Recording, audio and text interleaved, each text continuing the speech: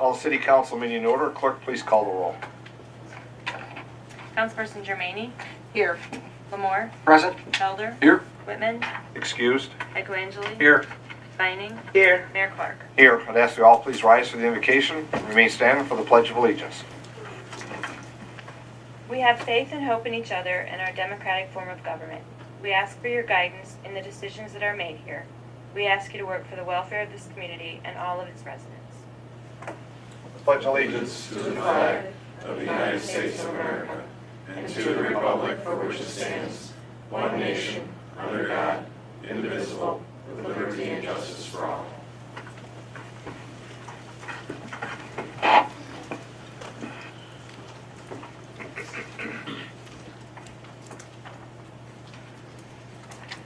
Clerk, first item, please. The first item is any amendments needed for the agenda. The city manager or council members, any amendments to the agenda? Seeing none? Next item, please. The next item would be any citizen comments not related to an agenda item. Thank you. At this time, there's open to any comments from those present here this evening that's not related to an agenda item. If it's an agenda item, that can be pulled for further discussion or direct discussion as well. And if there are comments this evening, on the top of the agendas, it speaks to the rules of the chamber, asking people keep their comments to 3 minutes, especially when there's multiple people that are maybe wishing to speak for this evening. Any persons present this evening wish to speak regarding? Yes. Hi. Yeah, oh, I'm sorry. Come to the microphone up here. Name and address, please.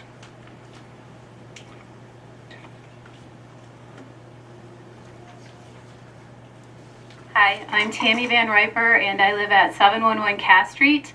I'm here to talk about the issue of the Cass Street becoming a two-way. I don't know if that's on the agenda because Yes. it is. Okay, It is. so should we wait for that then? Sure. And so it is on the agenda under council action, and it's about the conversion on the Cass and Harrison Streets to two-way traffic. Okay. Or two-way traffic. So it is on the agenda. So we try to get comments, those that may not be on an agenda item, because then they can Okay. make their comments, they can stay if they wish, or then we can respond to that. There's So, just one more thing that's maybe not on the agenda. We're being told that there's a halfway house on our street located at 508 Cass Street, and we were unaware of it. And as citizens of that neighborhood, we feel that we should be aware when there's one, put into our neighborhood. There's also one on 8th Street, we're told. So, how many of these are going to be put into our neighborhood that we're not going to be aware of? well, I don't know the number, but I'm sure there's a multitude of them throughout the community. They're not a notification that necessarily comes to the city. It seems to be a nuisance because we are heavily trafficked with the Kroger and the Stop and Go. So we see a lot of these people traveling back and forth. Don't know if they're trying to reform themselves, but they're usually carrying alcohol and passing out in the alley behind us, behind Cass. So I don't know if you're aware of this, but this is something that we feel needs to be brought to your attention. Okay, thank you. I'm looking at the city manager. I know we don't have a list of whether it be through Mr. Festu. I'm not, Your Honor, if I'm not, Council Michelangelo, if if you I'm might. not mistaken, I can ask the attorney can weigh in. If I'm not mistaken, halfway houses, the state of Michigan exempted halfway houses from going through local licensing. So all they have to do is get a license from the state of Michigan. The local unit of government doesn't even know where they show up at. They're exempt from local control. My understanding. I think the attorney's looking at it now. Well, yeah, Mr. Butts? Your Honor, my recollection seems to be consistent with that also, and I will look at that again to be certain, but I believe that is correct. And if he has a report that, as he looks at through the meeting, possibly, or at a future meeting, he'll report that out. There's a variety of residents that are, could be through nonprofit, it could be through a state-run facility. I can tell you there's numerous. There's one that's crossing down the street from me that I know, 2 of them actually. So But Your Honor, they're not exempt from nuisance. Correct. And that's the final point is, while you have a halfway house or could be a facility, a transition facility, that's not, that's permissible. However, if it's a nuisance and there's other items that lend to that's a different issue. Then becomes a public safety, police, potentially fire issue. That could be reported as well if it's a nuisance complaint. Does that make sense? Okay, I see you're not. Okay. Other comments from those present here this evening, not related to an agenda item? Your Honor? Yes, Councilman Collins. Just to follow up on it. Residents should be aware that, not aware, but on your iPhone and your smartphone, there is an app called My Monroe that you can download onto your phone. And if there is a nuisance in your neighborhood, all you have to do is basically take a picture of it, and it automatically gets sent to the city for the departments to respond to it. Now, I know that in your neighborhood, because that's part of my precinct, I have turned in numerous nuisance requests. I'm sure Patrick will, DPW, or Director of Engineering and Public Services, of grocery carts that people just leave on the corner. I just stop, take a picture of it. It automatically gets geo-referenced. It goes to the DPS. They send somebody out and picks them up. That's how it works. Very efficient. So please use it. It really does help with your neighborhood a lot. Thanks, Councilman. It's My Monroe on the go. And if you don't have it on a phone that would, the app would work, you could simply go on the city's website and do that as well, or even just send it in another fashion. It could be a disabled vehicle that's either on the street or inside on the property that's clearly not operational. It could be the trash cans that get left out all the time, the grass is too high. It could go on and on. There's many opportunities. If you think it's a blight from its appearance and it's a nuisance, then you should report it. And if it's for some reason doesn't fall within that, you get a reply to that as well. Okay. Okay. Other comments from those present here this evening? Seeing none. Clerk, next item, please. The next item is under communications, item 2182, in reference to scheduling a special meeting.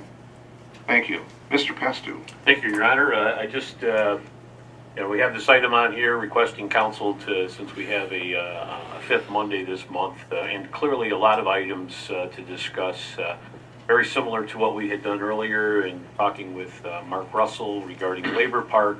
We're going to need some input and some comment feedback from City Council as Mr. Lewis prepares for some road projects this upcoming year, but just got a handful of things that we need to go through and find it difficult to squeeze them in with our regular work session schedule. So just wanted to make sure everyone was fine with that. Your Honor, do we have to have a motion? I don't think we need a motion, just it's more of a looking at a consent, not a consensus, but if there's, I'll just say if there's items from the council members that's problematic, please get a hold of the city manager or let us know now. Do we know the time that we could announce that? 6 o'clock. 6 o'clock. 6 o'clock on Monday, the 29th. Yes. And if I may, Good. Mr. Pastu, thank you. the venue. I'm actually looking to have it on the third floor conference room, in part because we're going to be using the screen for a lot of looking at maps and discussing street level type of design issues, and so we think that would be a more appropriate venue for what will essentially be a working meeting for City Council and staff. There will be room for public to sit and visit as well. Right. And if for a reason we get responses or inquiries that becomes problematic for the size of that room, obviously we could still request from the county to use the chambers here. So the 29th is, we're planning a special city council meeting. Treat. Okay. It's a treat. Trick or treat. Very well. Clerk, next item, please. The next item is under council action, item 2179, conversion of part of Cass and Harrison Streets to two-way traffic. Thank you, and we'll start, Mr. Pastu. Thank you, Your Honor. City administration is recommending the start of a conversion of two-way traffic involving Cass and Harrison. As we discussed at our work session 2 weeks ago, the thought was to extend it from downtown south to the terminus of both Cass and Harrison. After that, I think there was an article in the paper, and I received a couple of phone calls. Ms. Van Riper was one of them, and I wasn't able to get back with you. But the essence is, particularly on Cass Street, is that converting to two-way, the property owners there would be getting not only one-way traffic to the Kroger shopping center, but now getting two-way traffic and really diminishing the character of that 700 block of Cass Street. You know, at first I argued with her and one of her neighbors that no, this usually typically return the neighborhood back to their character, but upon reflecting, there's a certain point to it, and so in order to continue with the recommendation of the downtown master plan, our recommendation is to have the two-way conversion begin at 4th Street and proceed north to the downtown at West 1st Street. It's consistent with the downtown master plan, starts the process, doesn't diminish that, but reflects what we have as part of the challenge with Cass Street in particular, and its access and egress from the Kroger Center. We think this is probably the best approach. Again, I apologize to Ms. Van Riper for not writing her phone number down. I did talk with her neighbor about that. And then I did have one other comment that I received. I'm not sure if she's present. I talked with Patricia Fleming at 215 Harrison. She lives in 215 Harrison. She was opposed to it, but part of the rationale for the two-way north of 4th Street is that the road width is 36 feet. Curb to curb, we're comfortable that you can still have parking on both sides of the street and allow for two-way traffic as well. It should be sufficient for that. So we think that it'll get some of the traffic calming that you certainly look for in these neighborhoods, but and also with the downtown master plan, but also maintain the character of that area without too much impact. So with that, again, north of 4th Street is what we would recommend as far as that two-way traffic initiation. Councilman Michelangelo. Thank you. I have a couple of comments. The first is that I understand the kind of like the phasing in of the going to two-way, but now we're going to end up with a street that from front to 4th is going to be two-way, from 4th to 8th is going to be one-way, and from 8th to Kroger is going to be two-way again, which from a traffic operational point of view is awful confusing and really doesn't make a lot of sense. I think the issue here is, and we've been talking about it for maybe over 2 years, the residents over between Cass Street, between 8th and Kroger, both city resident and township residents actually petitioned the city to have Cass Street closed at Kroger's. And the Kroger project has developed significantly since it was originally developed in 1960 as a small shopping center. Carries a lot of traffic. Kroger now has 4 curb cuts on South Monroe Street. And really the solution is closing Cass Street off at just past Long Court and making it a dead-end street, which then requires anybody that wants to go to Kroger's to have to use 7th or 8th Street to get to South Monroe Street to get over to Kroger's. And then all that traffic leaving Kroger's doesn't exit through that neighborhood. We've got a couple of streets in town that are either courts that are closed off or dead-end streets. We have John R. Court, we have Nims, Victor, Wooded Place, Campus, College, Black Oak, Burr Oak, Twin Oaks, Oak Court, and Fox Drive, which are either dead-end streets or they're streets that are courts. And Cass Street would be like John R. Court. It would be a J-shaped street. Cass goes into Long Court, and that area then becomes isolated without having the impact to neighborhood traffic. Then Cass Street from 8th all the way downtown could be two-way, as it was historically. And two-way streets are actually calmer because people have to drive more cautious.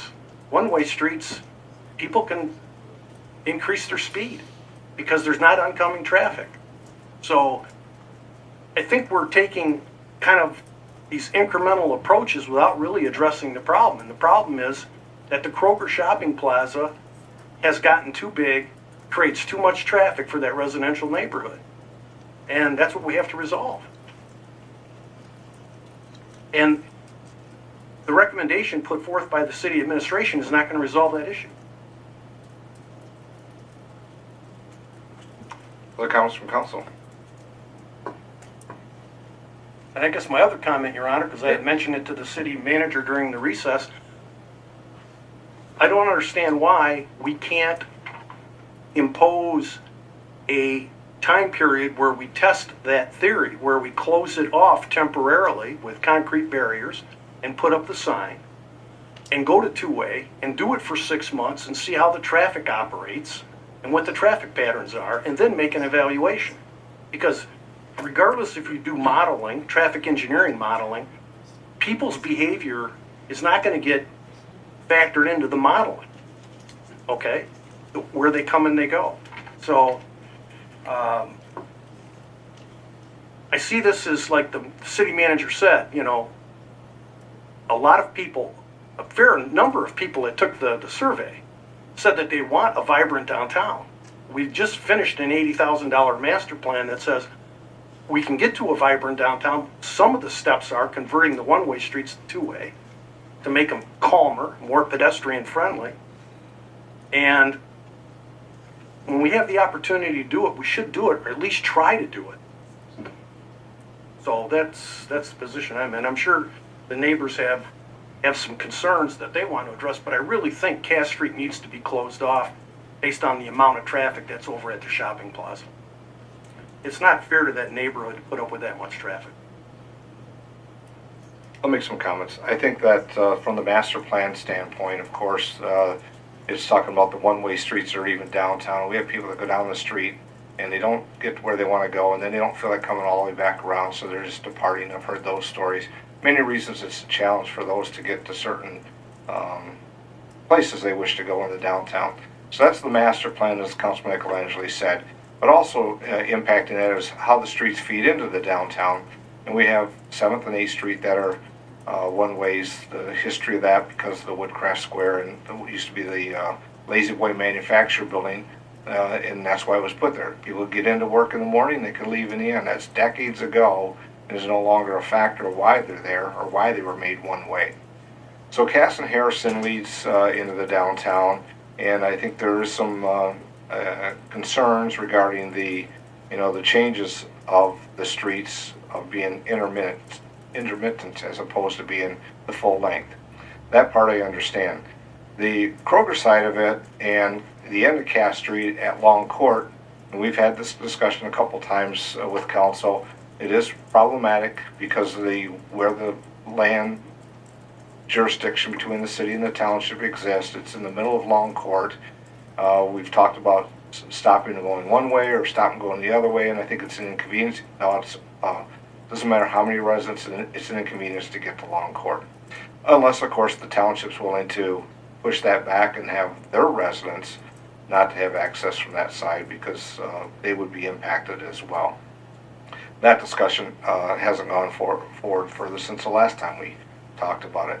So the proposal, at least as being presented this evening on the conversion, it goes from 1st to 4th.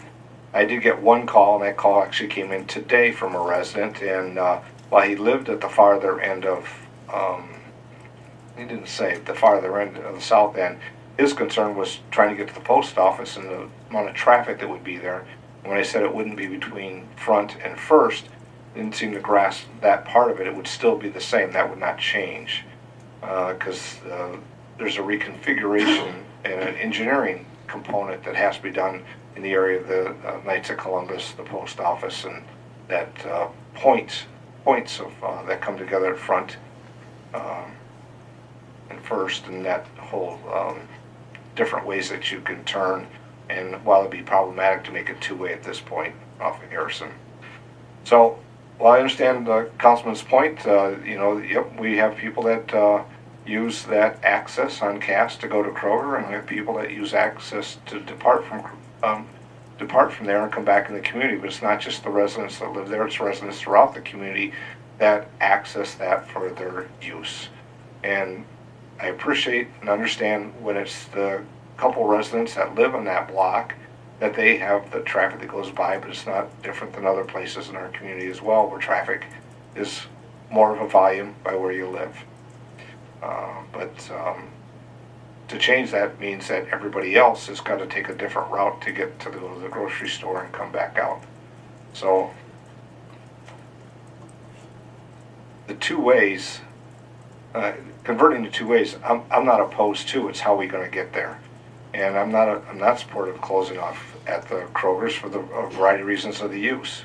So that's kind of where I am, and I know what the proposal here is to start that. I guess I'll be listening to hear what other council members might have to say if they think it's going to be problematic with the proposal, or if it should be done completely or done not at all. My comments. Councilman Felder. Thank you, Your Honor. I believe that the initial objective of the two-way transition was to simplify our street structure, to be able to facilitate both two-way traffic and also to make the streets more intuitive to out-of-towners, and make it more of a two-way grid fashion. I don't know that regarding street complexity, that changing Cass and Harrison in two-way just from 4th down to Front would achieve that goal.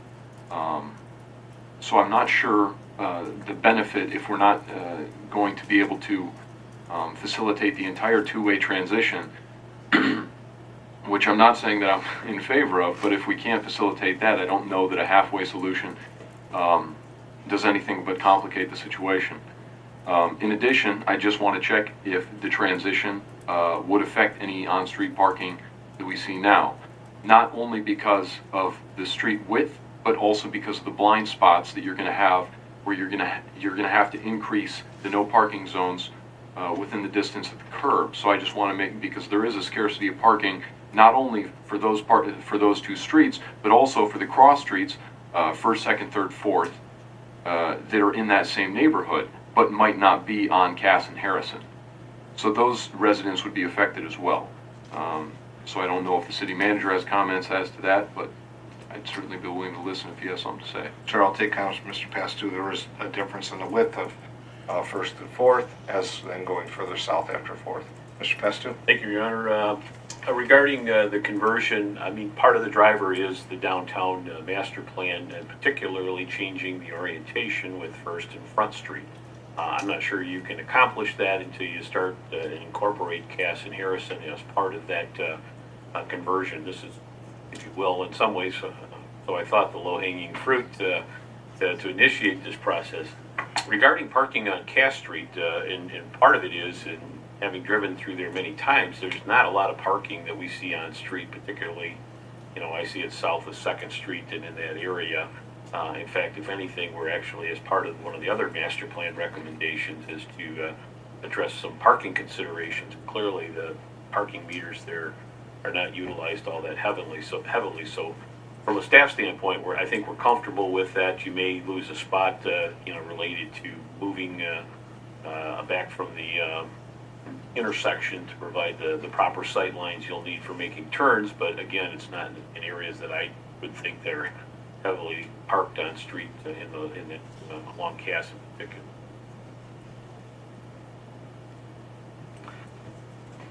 Well, I was going to say if the public comments or I just had additional comments. Yep. When the city reconstructed Cass Street, specifically between 8th and Kroger's, none of the other jurisdictional units came up and said, I own that street.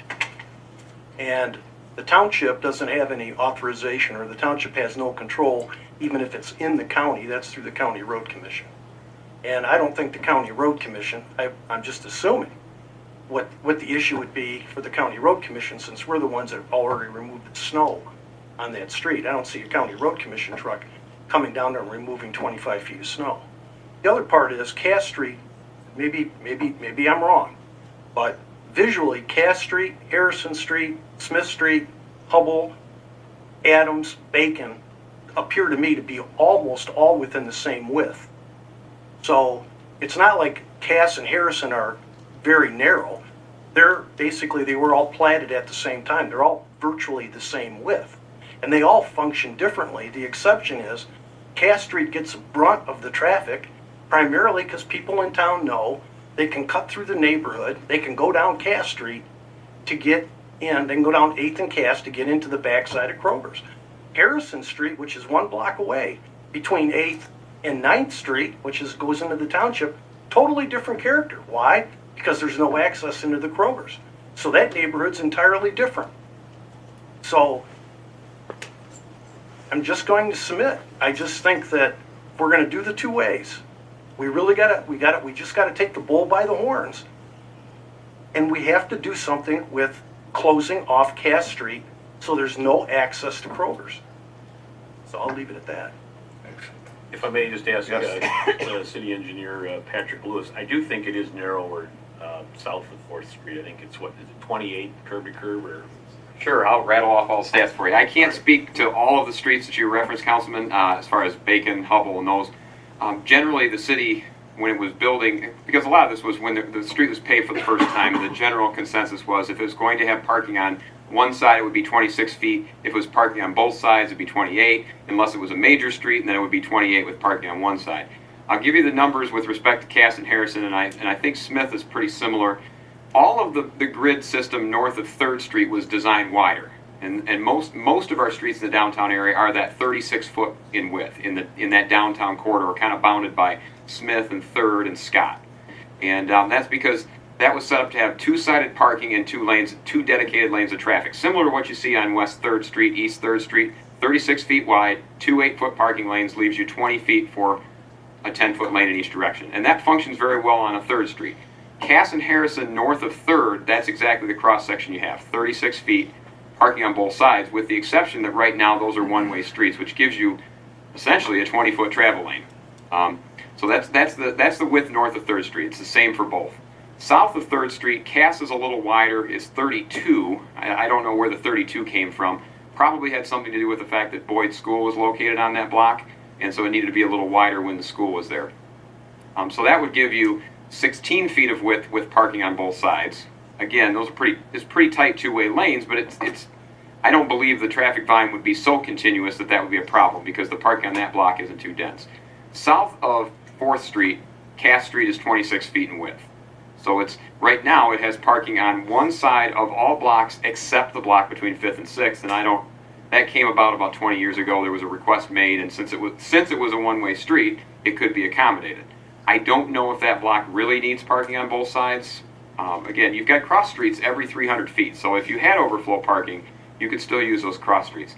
Harrison, when it gets south of 3rd Street, actually goes from 36 going south to 26 between 3rd and 4th, and then it widens out again to 28 south of 4th. Again, I don't know why there's a difference between 28 and 26, but as Councilman Michelangelo pointed out, Smith Street is either 26 or 28. Hubble, I want to say, is a little narrower. That might be 24. But similar types of widths all the way across the neighborhood. There are two ways. And they're two ways. 7th and 8th, I believe, are either 26 or 28 with one-sided parking and one-way traffic. So. And if I just as a follow-up with Police Chief and Captain Tolstead, Mr. Lewis and myself and his staff, we were talking is that if we were initially going to a south of 4th Street, we were looking at having parking only on one side in order to allow that two-way traffic. So again, that discussion was a function of the road. In part of the recommendation in south of 4th, we're pretty comfortable allowing parking on both sides and two-way traffic as well, both of the streets. And Mr. Pastor, if I may, I was going to add one thing to Councilman Felder's question regarding pulling some parking spaces back. We did discuss that. That was the no parking here to corner signs. And we by state law, you're not allowed to park within 30 feet of an approach to a stop sign. So with the conversion, we were going to pull parking back from the numbered cross streets on Cass and Harrison, regardless of where there was parking allowed or not. We'd pull that back a little bit to accommodate that new two-way traffic flow and people getting used to the turning movements. We had not looked at doing anything on the cross streets specifically as far as pulling parking back, and that kind of depends on what the geometry of those are and whether there's a stop sign. Like, for example, Cass and Harrison don't stop at 2nd Street, so there probably wouldn't be much need of pulling parking back on 2nd, but they do stop at 3rd. We'll look at those two. We have the authority to restrict parking within 30 feet of a stop sign without coming to council, because all it's doing is signing it consistent with state law. We don't necessarily have them all signed right now, just because in most cases people are sensical enough that they recognize they need to be back from a stop sign. But where parking pressure is pretty high, that's when we need to sign it and reinforce that. So I wanted to address that since that came up as well. Thanks, Patrick. I'll stay here if you need me to, or I'll... Well, you want to sit close, but I know that there's those present here this evening that want to speak. I think probably for council to hear comments from the public that are here. If there's those that wish to speak regarding the item 2179 regarding Cass or Harrison Street, please come to the microphone, state your name, address, and your comments, please, and again, be mindful of the time. Thank you. Hi, I'm Tammy Van Riper once again, and my address is 711 Cass Street. And Mr. Pastu, is that the city mayor? City manager. City manager. I certainly appreciate that you listened to me and that you did go rethink some of the things we talked about. I hear everyone talking about the width of the street. Has anyone counted how many driveways are on Cass Street? Has anyone done that? There's none. There's driveways. Less than 30% of the people on Cass Street have driveways. Where would they park? I have a young daughter over here. You've never watched me try and get her out of the car and across the street safely. Those are the things I'm concerned about. It's not about downtown development. I'm concerned about the safety of my children, of my family. I pay taxes to live there on that block. And I think that should be the concern. The concern should be the neighbors.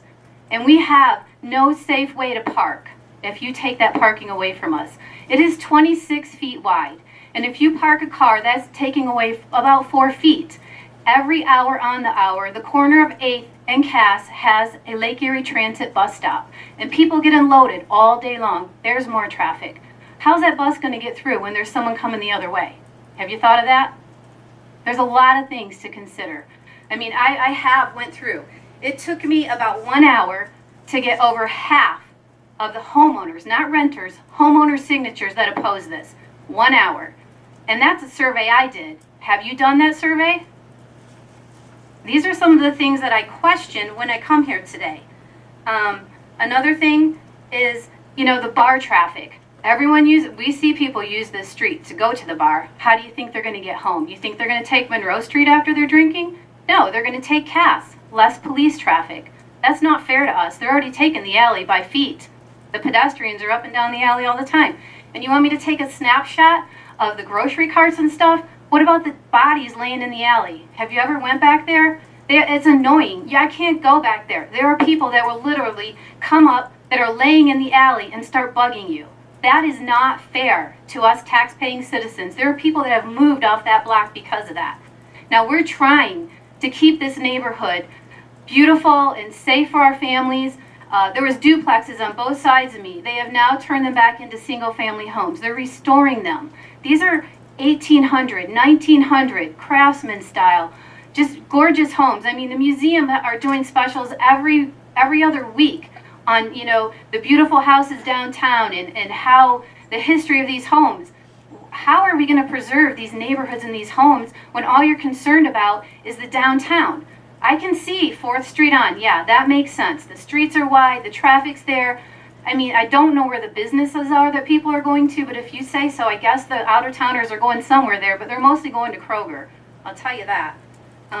There's several people from Cass Street here that support my position, but there's even more that couldn't be here tonight. And I think that, we're going to demand that you do a crime study, a traffic study, and put a mobile radar up. Do something more than just have a city engineer come out and tell you how wide all the streets are. I grew up on Bacon Street. That's in the township. It's a different scenario. Everybody has a driveway. Everybody has a garage. We don't have that on Cass Street. think about the people, think about the families before you make decisions like this. Thank you. Thanks, Tammy. Nope, please, thank you. There was a survey that was sent through the traffic committee, and very few residents took the time to send it back in to give us their opinion. So I'll start with that. So if I heard you correct, you're not opposed to two-way traffic from First to Fourth. Okay. Other comments from those present here this evening? If you have, please name and address.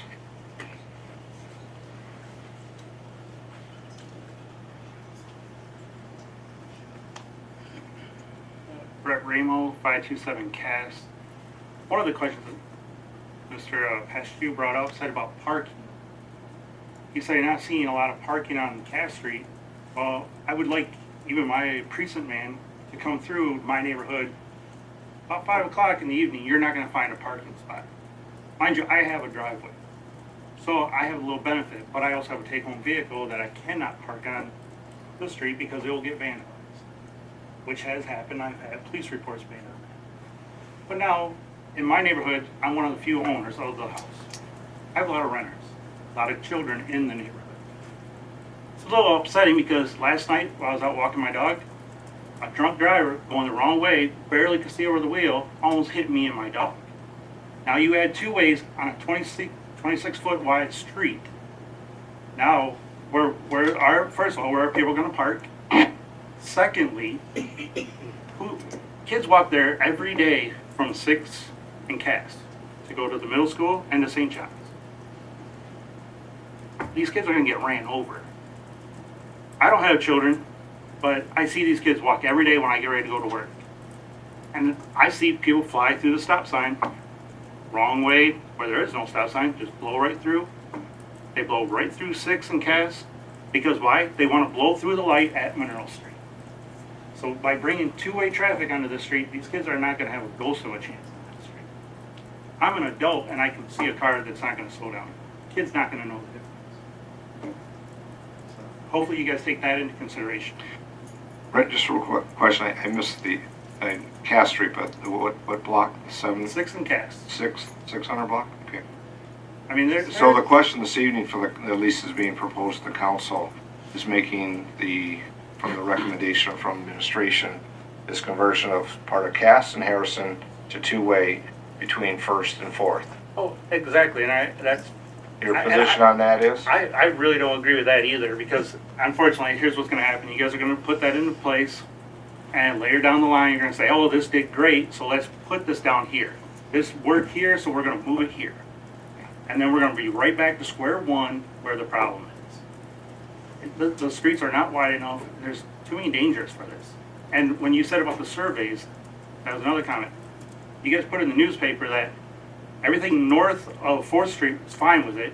You guys had heavy, what was the wording in the paper? Heavy returns about people opposing it from 4th on. I mean, and then you just sat here and said that you guys didn't get many back. There was a low percentage of returns when that was sent out through the traffic committee.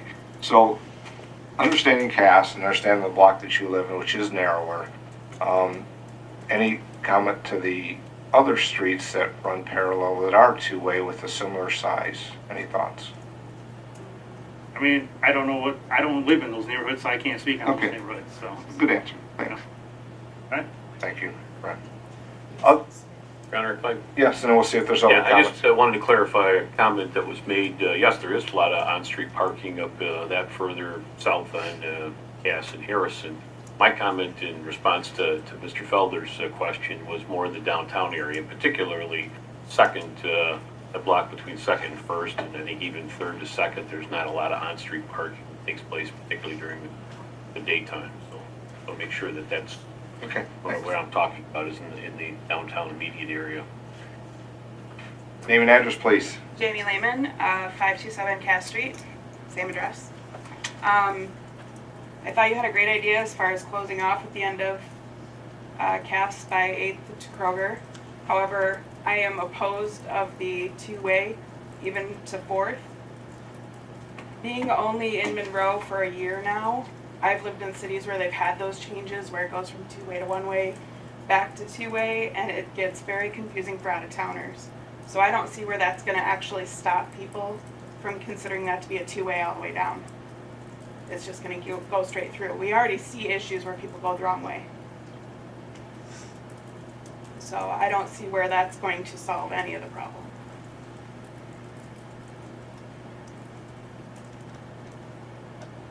Just write it out.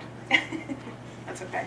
So, I mean, if you're gonna have it two-way, you said starting from front, First to fourth. first to fourth, and then it will switch to a one-way again, Right. and then to a two-way again. That's, to me, that's just too much confusion, especially with the amount of traffic we have with people walking, children. Okay, thank you. Just to add to that, because there's been discussion by the council in a variety of areas within the city about the one-ways and conversion to two-ways.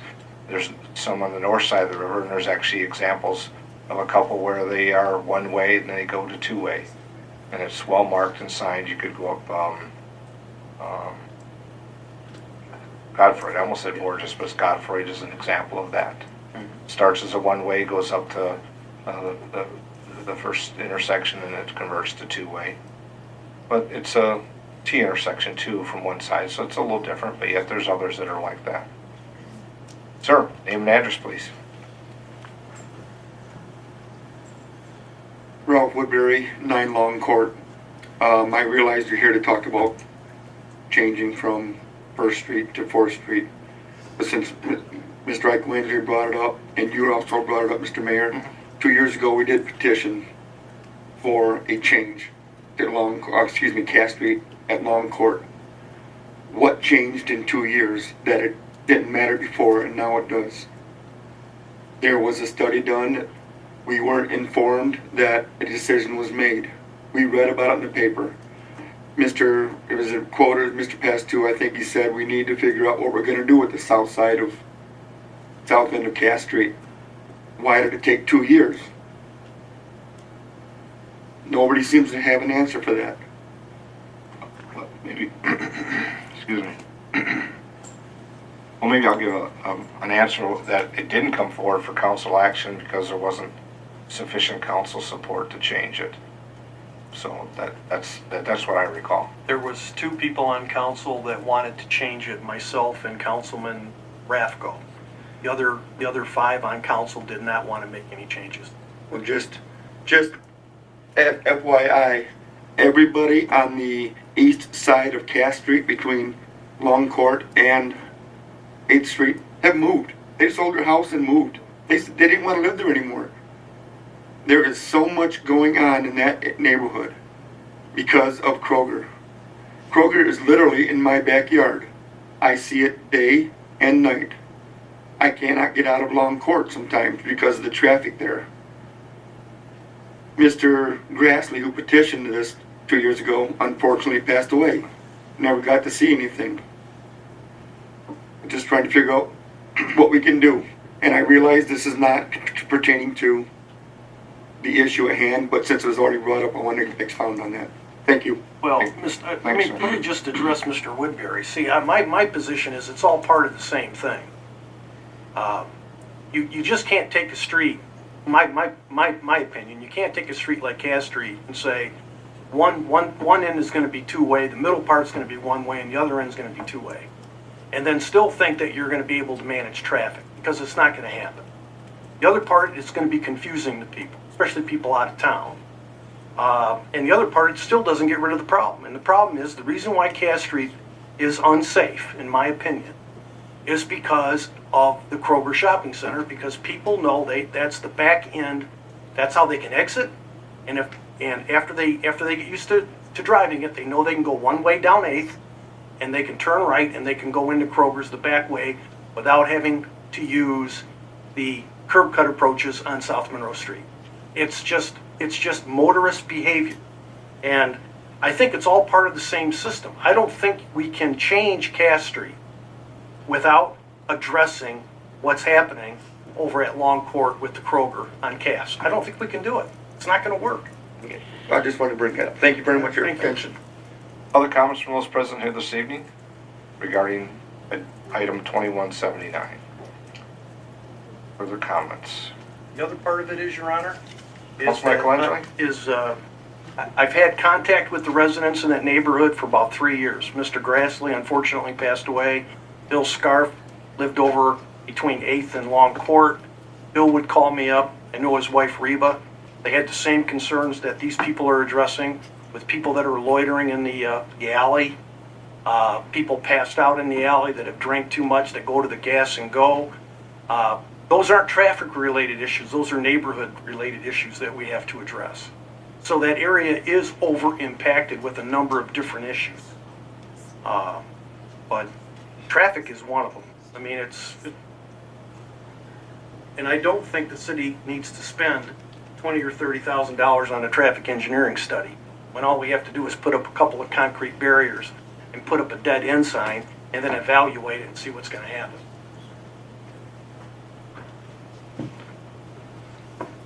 There's always purpose for a study, and I'm not sure we need to do studies either, but I'm not in support of putting barriers up either. Hi, I just want to make one final comment to Mr. Angeli. I know that you think there's only foot traffic, but that's the reason you may need to do a study, because that's a paved alley that the citizens paid for with their taxes, and there's a lot of traffic. And if you block off Cass Street, where do you think they're going to go? They're going to drive their car down the paved alley that we paid for, that we can't even park in. Are you referring to the alley between Cass and Harrison? Yep, the Okay. alley between Cass and Monroe. comes right off of that stop and go. Nothing but traffic. Okay, I understand. We've had that discussion about that short alley. So, I mean, that's something you really should consider. Thank you. Thank you. Your Honor, I just had one other Councilman thought. Lamore. Just kind of looking at a map here of the area we're talking about, and if you propose to cut off or block off Cass where Kroger's is at there, that would now become a two-way street as well, correct? It already is. It is, okay. So no matter what you do, you're going to have a two-way street there. You're not going to resolve having anything but a two-way street there. It's what it is now. But what you're resolving is the traffic that uses it from all those neighborhoods to get into the backside of Kroger's. That's what you're resolving, is the amount of traffic flow in that neighborhood. My point was, you were making a point about changing from one-way to two-way to one-way, or, I'm sorry, the other way around, two-way to one-way to two-way.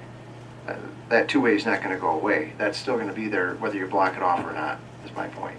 Okay. And if I may, Yes, Mr. Pastor. if I can expound in part of the conversation with the property owners there in the 700 block of Cass was that, yeah, they acknowledge they get one-way traffic, from the, or to the Kroger.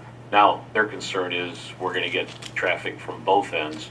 Harrison does not line up where you can access the Kroger, and then their concern was now it's going to get two-way traffic cutting through rather than using Monroe. So, and that was part of my consideration when I had changed the recommendation to look south or north of 4th Street with that. So, and the other validation is the alley was when I went up after our conversation a week and a half ago. Yeah, I saw a car coming down the alley headed for Kroger's. It does get used for that purpose as well. So. The comments from Councilman Your Honor. Felder, and then I'll come back. Oh, thank you, Your Honor. Have we parsed out the responses from the traffic survey, specifically for the residents affected in the area under consideration? I'm looking at Mr. Lewis there. Yes, but I don't have them with He doesn't have them with him. That's a fair response. I'm sorry. I think, Patrick might have to help me with this because they were sent out and we tried to identify those that were between first and second, second and third, fourth, and right on down to 7th, 8th. The further the going south, the higher response. I think the most response on one block was 8 and 6 were opposed. And that was at the far south end. And as you went north, there were less responses and less in opposition. But I'll just say the number was not sufficient. Well, the number was low when you talk about data and analysis and stuff. That's about, Patrick's looking at me, so. Do you want me to go get the? No, that's not necessary. Councilman, and I'm sure if it's a follow-up, you'd like to see those, you'll send them along. Traffic committee took no action. Your Honor, I'm sorry, Councilwoman Viney. the homes that don't have parking on the street, where the resident is stating that they can't park in their alley, do they have access to the alley for parking and you can't park there because there's nuisance in your alley? Or do you have garages in the back in the alley to park in? Not everybody. I'm curious how many people have off-street parking I'm looking, available. we might have to go online to look at it right here, but Mr. Lewis, I don't know if he knows. Some of the residents may know whether they can access their properties from the alleyway into their, pardon me? Varies. Yeah, it varies. So there are some that can access their property from the alley, and some that cannot. You know, one of the reasons why the alley between 7th and 8th Street is concrete and paved is because of all the businesses that are along Monroe. The city required them Right. to have access to their parking lots off the alley, so that's why the alley's.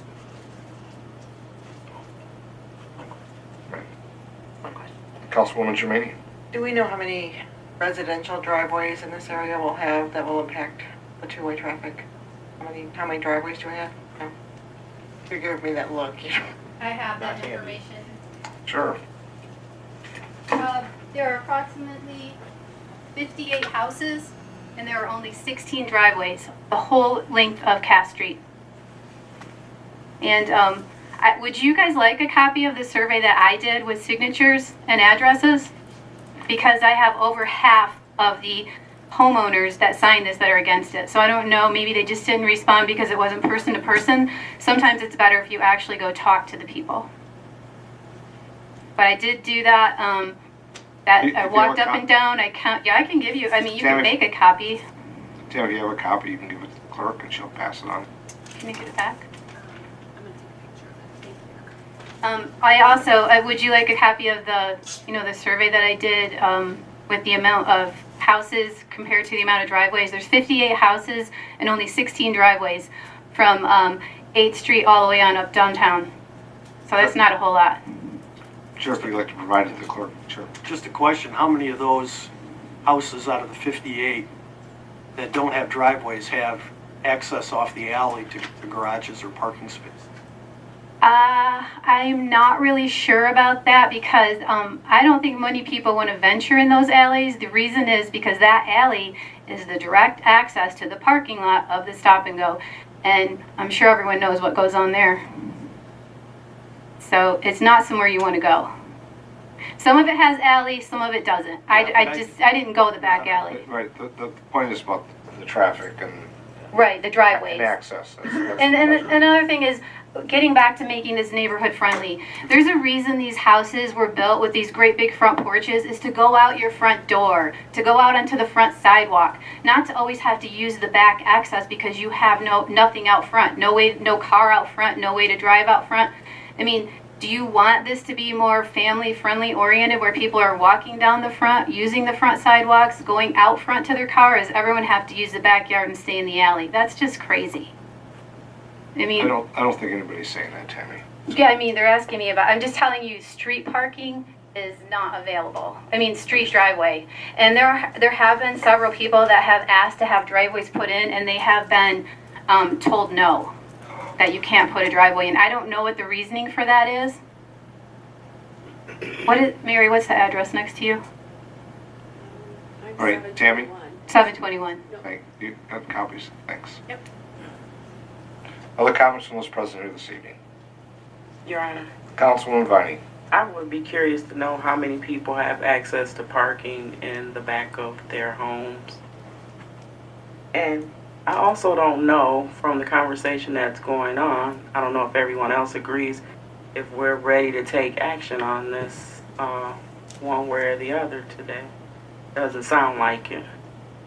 Well, there's definitely quite a bit of information. I know it's been provided by residents. There's also some questions that came up regarding not only survey and maybe responses there, but also the access both from the, I'll say the fronts of driveways versus from the back.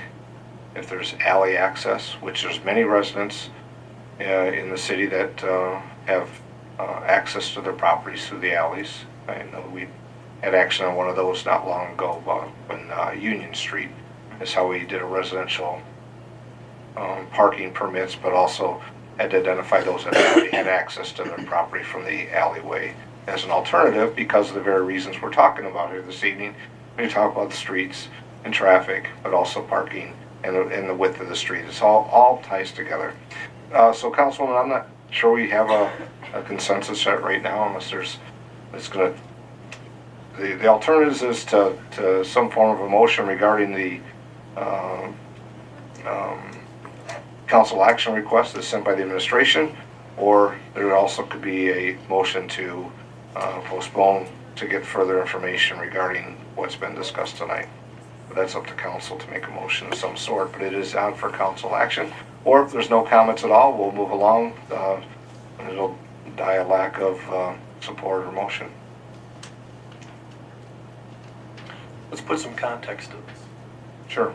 I'm not sure, I mean, if residents on Cass Street want to maintain one way, that's fine. But I would like to know the reason. Is it because they're afraid they're going to lose parking? Or is it because they feel one way is safer than a two-way street? So that's one question. The other question I have is I know properties along Cass Street, some of them do have access off the alleys. They have garages. For example, some of the houses on the other side of Memorial Park between 7th and the Bank, there's a couple of houses there that have alley access to garages or rear parking. So, you know, there, as the mayor said, there are residents that do have access off the alley where they park their vehicles, which you know, factors into this. So are you looking for more information? I'm looking for more information, but I'm just curious if we're, you know, if I'm really curious about the traffic issue. Is it we don't want to go to two-way because we don't want to lose parking, or people feel going to two-way is going to be less safe? I mean, there's a variety of different issues that have been discussed this evening. So I think we need to kind of put some context around it a little bit. Maybe the city needs to do a survey again and ask people their opinions on this thing. I'm just wondering what the motivation is the reason why people want to stay with the one-way system is because they don't want to lose parking, or do they feel it's actually safer one way? When I did hear the one gentleman over on Cass at 6 say that he's had occasions where people have gone the wrong way down the street, which if you're a kid, that's even worse because then the kids kind of think that the traffic's always coming in one direction, not the other way. So that's got me concerned too, that there are people out currently that are going the wrong way down the street, and we haven't even made the conversion. So yeah, there's been some. I think we need some additional information. I know there's others that are wanting to stand and probably reinforce what we've heard, but unless there's council that are looking to take any action, I think we can move forward by simply asking for additional information. But that's going to have to come from council and what steps you want to take. Councilwoman Germaini. Can I make a motion to postpone the decision until we get further information about this project, please? You can do that if you wish. Is that your motion? Yes. I'll second that. Okay. There's a motion, not so you don't want to hear from the ladies that were just standing there, but I think we will receive that before you go. I'm going to ask Mr. Lewis to jot that down so we do not lose your comments. I appreciate it. Patrick, if the two ladies that were standing, if you could make sure you chat with them briefly outside, and then we'll make sure we have that to add to the items as well. And she's waiting at the door for you too. Yeah, absolutely. Thank you. So there is a motion by Councilwoman Germain, supported by Councilman Lamore, to postpone item 2179 pending further information as related to the discussion this evening. I'll comment from council. Seeing none? Clerk, please call the roll. Councilperson Germaini? Yes. Lamore? Yes. Felder? Yes. Whitman? Eckelangeli? Yes. Vining? Yes. Mayor Clark? Yes. And before we move on to the next item, I just want to say thanks for those that were here this evening, because that's what part of this is about, is to make sure that we receive information, and thank you for the information that was provided. This is a topic that will continue, so if there's, I'll just say a champion from the neighborhood as well, that want to stay in contact, we'll make sure when we have that information, we'll make sure we do that.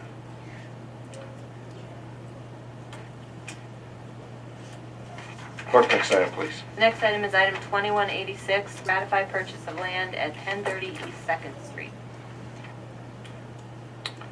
Mr. Pastu.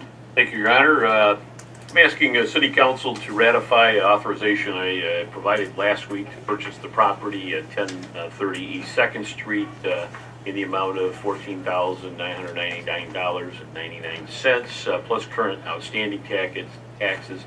I request the city attorney to prepare the necessary documents to execute the purchase. This is the purple building located at the southwest corner of 2nd and Winchester.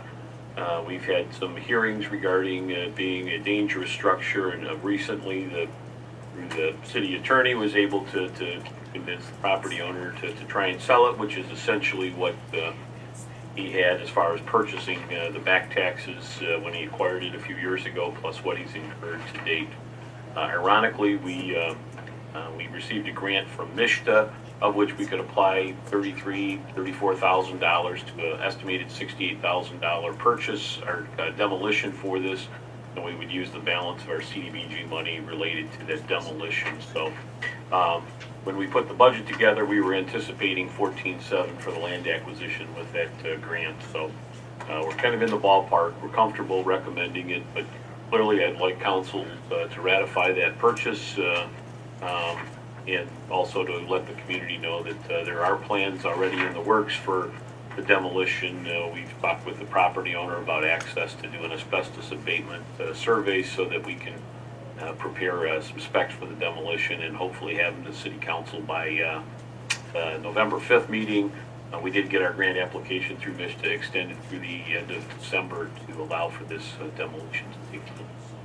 With that, I'll make a motion that we authorize the city manager to purchase property at 1030 East 2nd Street in the amount of $14,999.99 plus current outstanding taxes, and authorize the city attorney to prepare the necessary documents to execute the agreement. Support. Motion by Councilman Eckelangeli, supported by Councilman Lamore on item 2186 regarding the purchase of property on the second address.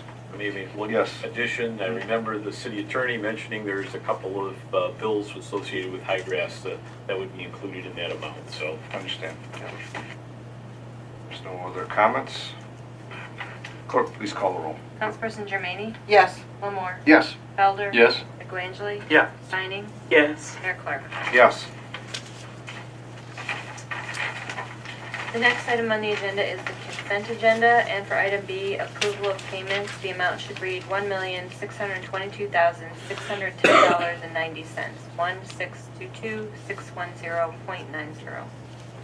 Thank you. Are there any items on the consent agenda that council wishes to have pulled for further discussion? Items on the consent agenda that council wishes to have pulled? Any items from those present here this evening who wish to have pulled from the consent agenda for further discussion? Seeing none, a motion will be in order.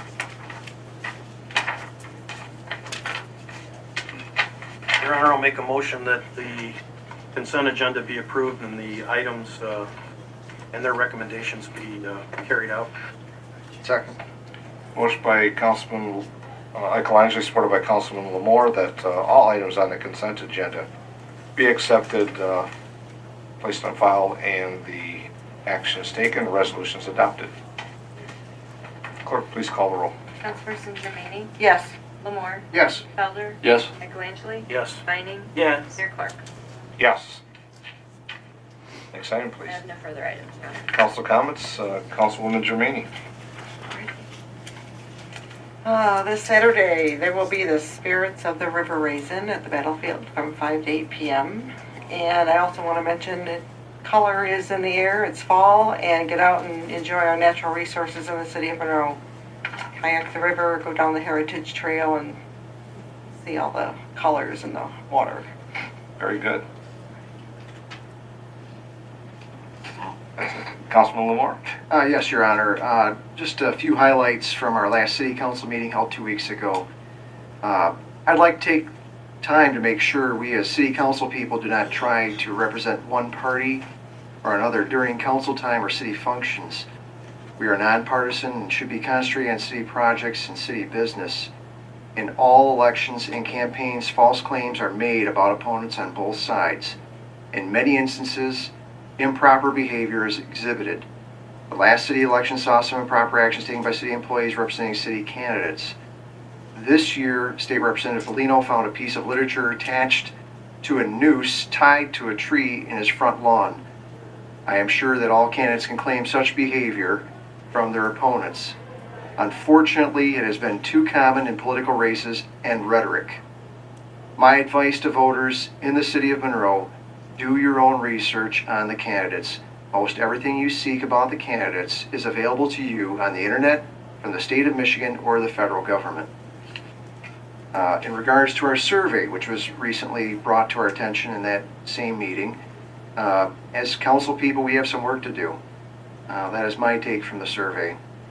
Halloween is coming very soon. I'm not sure if we'll have another televised meeting prior to Trick or Treat in Monroe, but I want to make sure that everyone is safe. Drivers, please be mindful of excited children going from house to house and occasionally darting out into streets, especially when it's dark out. Parents, please make sure to take the time to make sure your children are safe. Keep a watchful eye on where they are at all times. Please also look over what your children bring home to make sure what they are eating is safe for consumption. I hope that everyone has a wonderful and happy Halloween. Thank you. Thank you, Councilman Felder. Thank you, Your Honor. Really quick, had a great time at the fire open house. Would like to congratulate Chief McCormick as well on his recent seminar. It's great to see that he's going out and getting new ideas from other communities and bringing them back and to share with our own. Hope everyone has a happy and safe Halloween. That's all. Thank you. Thank you. Councilman Michaelangeli. Yes, Your Honor. I guess my comment is it's going to be more or less a counterpoint to Councilman Lamore. And that counterpoint is the reason why I brought those comments up about the Michigan Republican Party, because of the postcard that was going around town inferred that the city council wasn't doing their job appropriately. That postcard inferred that we gave the city clerk authority to improve her own budget by 17%. It also inferred that the council had nothing to do with giving her her salary increase. So that postcard indirectly inferred that this council was not doing their fiduciary interest. I took exception with that. Other comments? No, thank you. Thank you. Councilwoman Vining. Your Honor, 1030 East 2nd Street. It'll be a sad day to see the building come down, because the building is a historic building. It's of course been neglected for too long, but I wasn't born, but some people may remember the Majestic Theater, and I had many fun times at the Regal Hall, and of course when it was New Faith Temple, and then City of Faith. So the building has given a lot since 1923, I think, and so it'll be a sad day to see it go, but also a happy day because it's going to make the neighborhood look much better. Also excited to see the walls going up at the fire station, so that's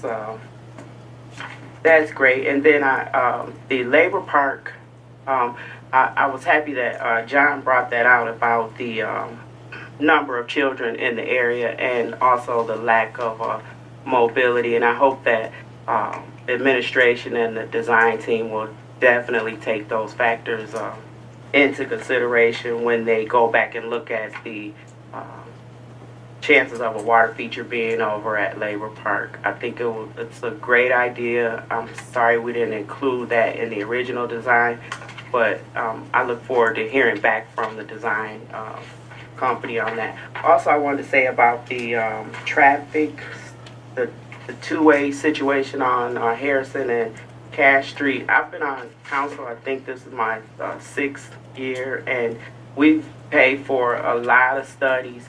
And a lot of times we pay for these studies, we wait for these studies, and then we don't implement anything from the studies. And we've talked about developing our downtown for some time.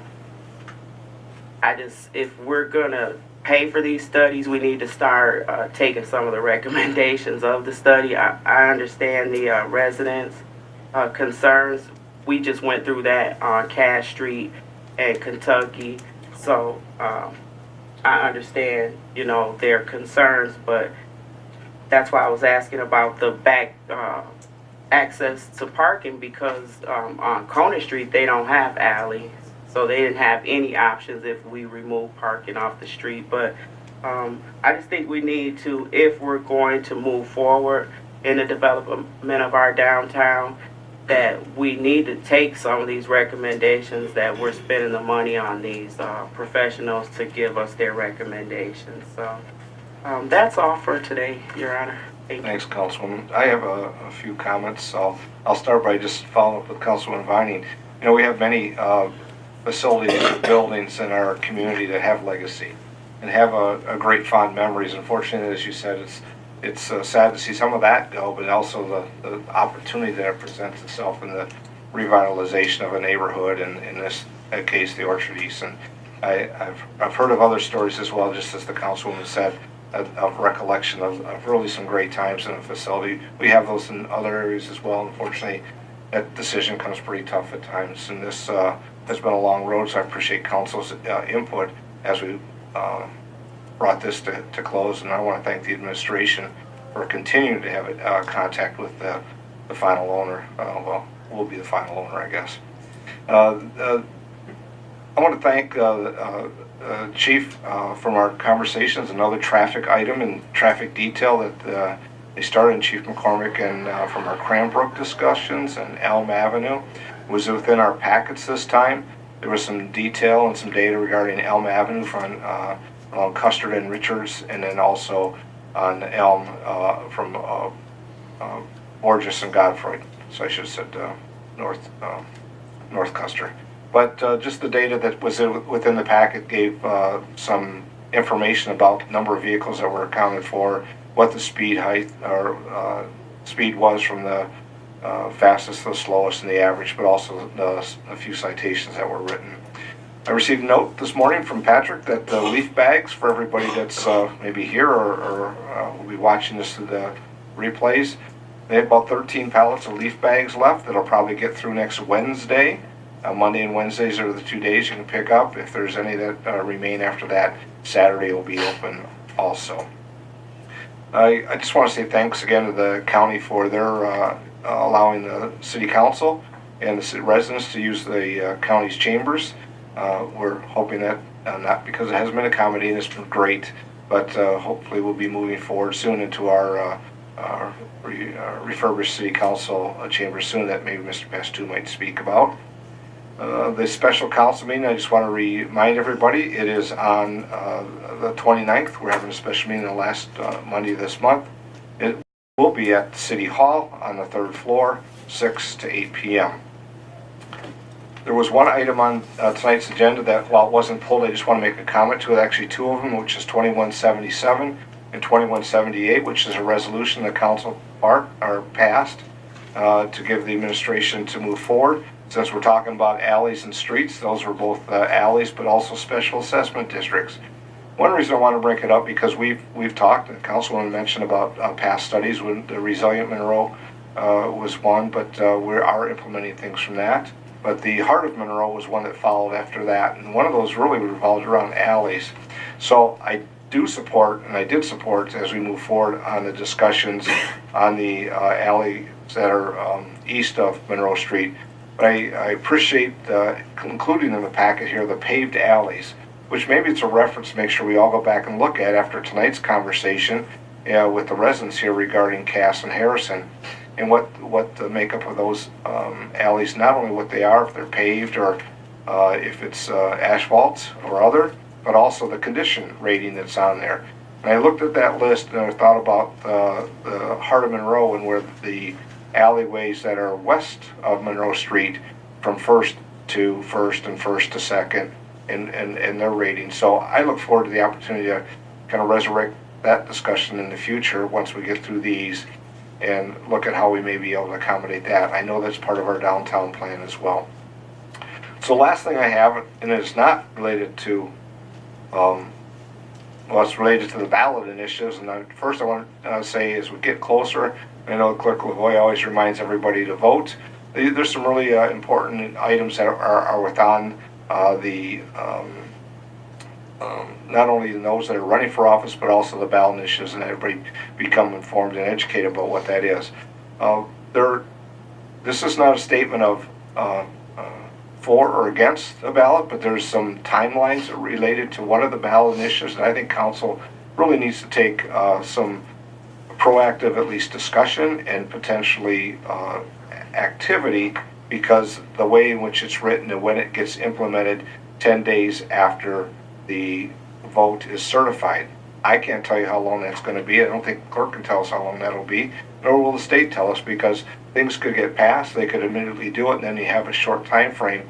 And if the council doesn't meet, the particular ballot of proposal, which is 18-1 regarding the recreational and decriminalization of marijuana, will go into effect by as it states. So it's things that we should, as a council, should have conversation now in preparation of being prepared of what we, so we have time to talk about what's best for our city, and there's ways to do that. And I've asked city manager as well as the city attorney have some want to review that with us as well. So I'd ask Mr. Pastou. I think that's good enough lead-in that you know what we need to be concerned about time frame and also thinking forward. Thank you, Your Honor. I think one of the questions, and again through the city attorney in our discussions, is the uncertainty of what takes place should that ballot initiative pass, and how as a community we would react immediately if there was a petition for some sort of commercial operation. And I think, given the uncertainty with it, I think the city attorney recommends that we consider an action, an ordinance that he's going to draft and that we will present on our meeting on the 29th. And I'll let Mr. Buds go into a little more detail about that, and then follow up with some of the policy considerations as to why it's important to take the action that's going to be recommended. Mr. Buds. Your Honor, if I may. So the background is, again, as we've stated, I'm going to call it the Recreational Act if it passes, because I'm going to compare that in some ways to the Medical Marijuana Facilities Licensing Act that is also presently in effect, and that you'll recall the city had decided to opt out of. I'll talk a little bit about that in comparison as we go. But in essence, the Recreational Act would go into effect 10 days after an election would be certified. That would decriminalize the use of marijuana. And if that passes, the city would have no regulatory authority over use. So I would just encourage the voters not to say for or against, but to just become aware of the ballot language and to do your own research as to your position on that as we approach the election. As I mentioned, the Medical Marijuana Act required a municipality to opt in if they were going to participate. The language of this initiative would require a municipality to opt out. And so if there was no action taken by the city council, then eventually that would be considered to be essentially participation in the program. And under that, a state operating license would be issued to operate in every municipality that does not enact an ordinance to opt out. Municipality like the city has the option to prohibit all license types or to allow certain types or certain numbers of license. essentially cannot pick and choose the license types that it would authorize. If a municipal limit on licenses prevents the state from issuing a license to all the qualifying applicants, then the municipality would be required to select from the competing applicants. So the city would then have to make a decision as to which applicants are best suited to operate in accordance with that act. There's also I want to talk about the categories because they're different from the medical marijuana section. Under recreational, there are 6 license types: a grower, a processor, a secured transporter, a retailer, a safety compliance facility, and the new one to the area is a micro business that deals with a person licensed to cultivate not more than 150 plants and to transfer marijuana to a person at an establishment. Again, that's not something that exists under the medical portion.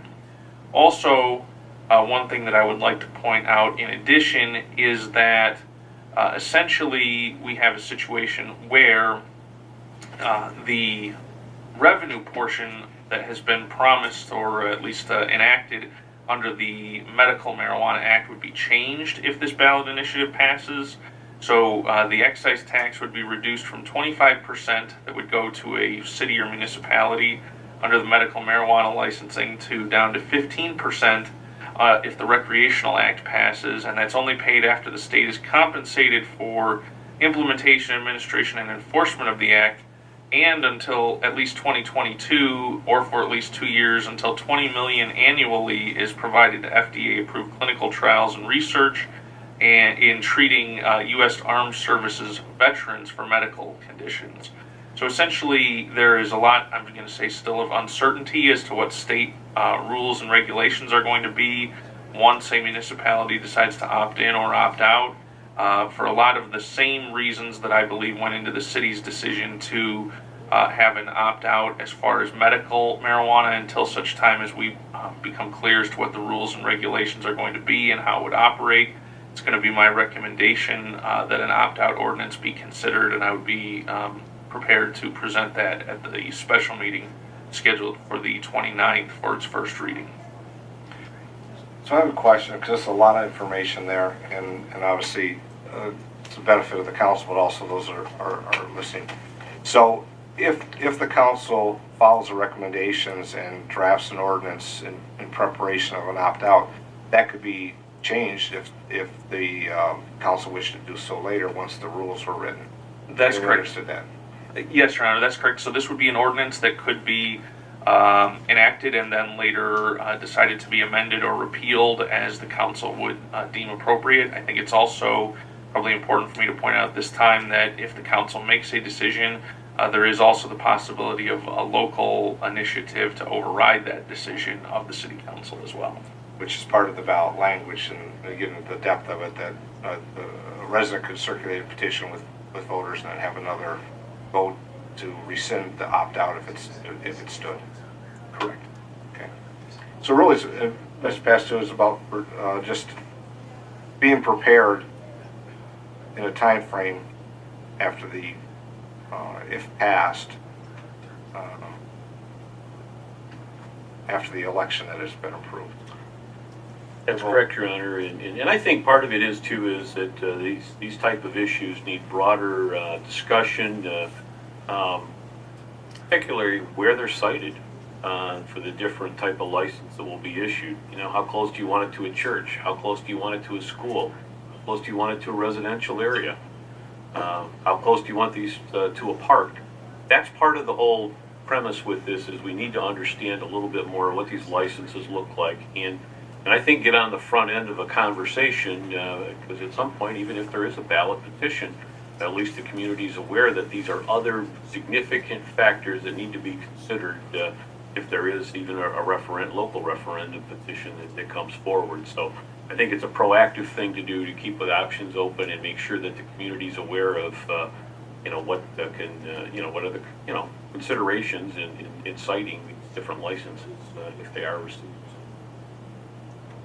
Again, just so we say it again, this is not an action that's for or against the ballot initiative. This is the, as the city attorney is saying, just to be in prepared for a certification of vote that could come quickly if it is passed. and the council may not have opportunities to meet or the time frame if they choose to do other than what is passed. Something the council may, I think everybody understands. Okay. Any comments, thoughts on the city to move forward and at least bring something back for discussion? Not seeing any concerns. Councilman Felder? Will the city council be provided with documentation prior to the meeting on the 29th with regards to this issue? Yeah, so that we can review what it you would have in prior to- advance of a regular meeting. So, Okay. yeah, you'll have the ordinance in front and staff report with it. So that actually concludes my comments, but thanks for the support of the city manager and the city attorney to review that as well. Clerk Treasurer Lavoy. I just have one quick comment. I talked about this during the election commission meeting, and I know not everyone was able to see that. So just a reminder, if you've requested an absentee ballot by sending back your application, you haven't gotten it, please contact the clerk's office. The post office is working with with all the clerks throughout the county to try to alleviate any issues, but we still are finding a few people who haven't gotten their ballot. So if you send in your application and you don't get it within a reasonable amount of time, please call us. 734-384-9136, or stop by. We can issue you a ballot. It's turning into a very busy election, so if you're interested in getting an absentee ballot, there is still time to do that, and I would encourage you to stop by the office or call us if that's what you'd like to do. That's it. Thank you. Mr. Pastu? I'll just follow up on the conversation with the potentially this being the last meeting. I'm not sure the chairs that were ordered are going to be delivered and available on November 5th, but we still have the old ones, and I may just put those in there. Again, the county's been gracious, and we greatly appreciate being able to use their facility while the construction was taking place. So I think all other aspects of it will be ready, with the exception of maybe chairs that council changes. But we still have the old ones that we can use at least in the time being. Very good. All right, last comment. Any of those present here this evening wish to make final comments? Any comments from those present this evening? Seeing none, a motion is in order. Motion to adjourn. Support. Motion by Councilman Moore, supported by Councilman Felder to adjourn. Clerk, please call the roll. Councilperson Germaini? Yes. Lamore? Yes. Felder? Yes. Eckelangeli? Yes. Binding? Yes. Mayor Clark? Yes. Thank you.